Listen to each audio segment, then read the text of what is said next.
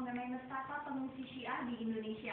Dan di samping saya telah ada dua orang narasumber, yakni ada Ibu Eva Kusuma Sundari, anggota Komisi Hukum DPR dari fraksi PDIP. Lalu ada juga Mas Herkasning dari Yayasan Lembaga Bantuan Hukum Universalia. Ini adalah lembaga yang mengadvokasi kasus Syiah Sampang. Ya, ini tadi kita telah berbincang banyak mengenai peran negara yang bisa dikatakan tidak ada, tidak hadir begitu dalam setiap kasus intoleransi yang terjadi. Tapi kalau kita balik lagi kepada kasus di Syiah Sampang ini, bahwa warga itu lebih memilih bertahan di pengungsian daripada harus disuruh keluar dari kampung halaman. Mereka pengen balik, Mbak. Baik, jadi kenapa mereka tidak mau keluar dari kampung halaman? Secara kultural orang Madura memang susah sekali terpisah dengan kampung halaman mereka. Kuburan, ladang, leluhur itu sangat sakral buat mereka. Yang kedua, mereka memang merasa ya bahwa warga di kampung halaman mereka, tempat mereka berasal itu tidak punya masalah dengan mereka. Ini sudah berada di sana puluhan tahun Mbak ya. Dan ajaran Syiah yang disebarkan oleh Kiai Mahmud dan Tadil Muluk itu sudah hidup damai ya. Sekitar puluhan tahun, dari tahun 79 sampai kira-kira kekerasan mulai muncul itu tahun 2006. Ini kita perlu memeriksa lebih cermat. Ada apa masalahnya? Apakah emang masalah itu diciptakan karena ada keresahan itu, atau ada faktor-faktor eksternal dari luar yang menciptakan masalah ini? Ini kalau kita mau jujur, mestinya bisa lebih mudah dipecahkan masalah ini. Dengan cara seperti itu, mereka bisa dikembalikan ke kampung halaman. Karena saya tanya ketika di pengungsian kemarin, bagaimana Pak? Kami ingin bertahan. Kami sudah 9 bulan berada di sini. Ya kan? Buat apa kami 9 bulan berada di sini kalau kami tidak bertahan? Lebih baik kami mati, timbang kami keluar dari sini. Itu jelas. Nah, kita pengen tahu apa respon pemerintah kalau warga ini bersikap seperti ini. Masa kemudian diusir begitu saja? Nah, ini jadi presiden buat tempat lain kalau itu terjadi kan. Apakah seperti ini memang negara ini ingin dikelola? Itu kan jadi pertanyaan buat kita. Gitu. Ya, ini langkahnya seperti apa nih Mbak? Karena dari Pak Putu tadi bilang bahwa sudah ada mediasi, tapi sepertinya tidak ada mediasi, nggak pernah diajak duduk bareng dan ditanya. Kemudian di mana problem sebetulnya kalau memang ada tujuan itu, siap kok mereka berdialog, jauh lebih siap. Yang nggak siap itu yang orang yang anti dialog itu yang menginginkan mereka pergi. Tapi gini loh Mbak, orang ini orang sah diri sebagai warga negara, mempunyai harta yang dia peroleh di kampungnya, termasuk ladangnya, lalu punya sumber kehidupan. Kok kemudian dikriminalkan itu jadi aneh gitu. Karena situasinya adalah situasi yang seharusnya dalam kendali pemerintah daerah dan provinsi. Karena kewajiban mereka adalah memfasilitasi agar hidup normal kembali. Nah ini yang belum dilakukan. Itu yang saya sebut dengan mediasi yang tulus, ya, genuine mediasi. Apa yang dilakukan DPR sendiri? Ya kita pada saat tanggal 14 Mei yang lalu kita menjanjikan untuk mengundang yang pejabat mulai dari bupati kemudian juga sampai kepada gubernur. Nah harapan saya mereka nggak bawa rombongan yang mempunyai titisan itu. Kalau mereka bawa rombongan dengan melegitimasi strategi yang selama ini mereka paksakan, nah, maka ya kelompok korban juga harus kita undang, nggak bisa sepihak. Kemudian tidak membenarkan versi dari korban, nggak adil.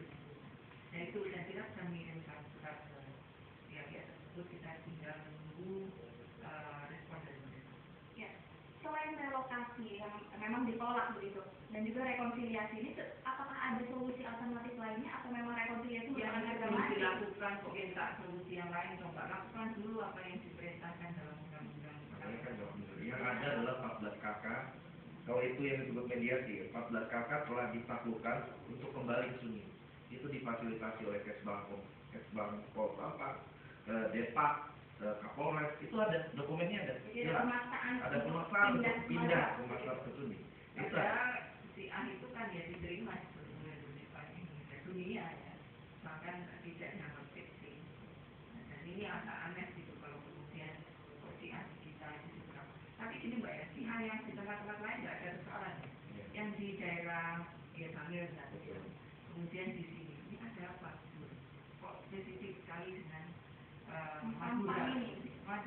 Yang lain damai, di Malang tenang, di Jakarta tenang, semua tenang. Karena memang tidak ada yang mengharapkan si Ani diterima sebagai bagian di OKI itu kan kelompok negara si aku diterima dengan hak yang sama. Jadi bisa dikatakan hanya warga Syiah di Sampang Madura ini yang mengalami perilaku diskriminatif gitu, Mas Ferkasih. kita menyerahkan urusan agama ini dengan selera kiai-kiai tertentu, menteri agama tertentu. Akhirnya hukum tidak ditegakkan dengan logika hukum, tapi logika massa, logika politik. Itu tadi yang saya ingin jelaskan, bahwa ada tokoh bernama Tajul Muluk yang menyebarkan dakwah, dia mengusik kepentingan kiai-kiai, kepentingan pemerintah daerah dan tokoh bajingan. Kita kan nggak bisa melihat masalah ini aja masalah hukum, Mbak. Ini masalah sosial yang kompleks, ya, yang juga ada terkait dengan sosial ekonomi, keterbelakangan.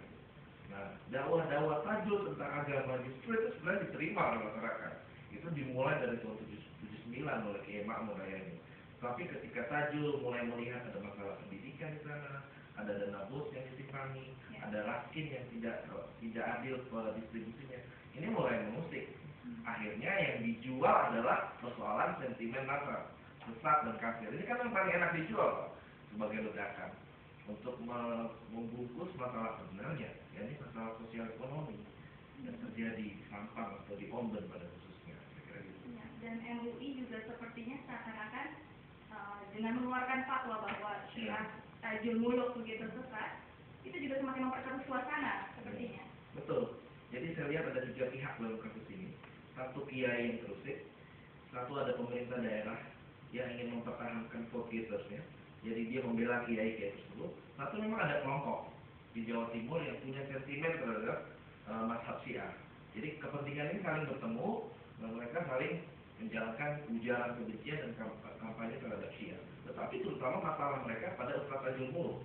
Kepemimpinan Ustaz Tajul Muluk ini yang membuat orang mulai berubah. Kok kiai ini berbeda? Kalau begini dengan aku jadi Syiah, dengan aku jadi Muhammadiyah, nggak perlu berhutang dan lain sebagainya. Ya, ini berarti ini masalahnya, bukan masalah makar. Baik, Bu Esa, ini sepertinya kebijakan otonomi daerahnya apakah memang sudah kebablasan begitu? Karena ada satu figur yang dianggap berbahaya. Ya, concern saya di Komisi 3 ya ingin memastikan bahwa hukum masih jalan dan hukum masih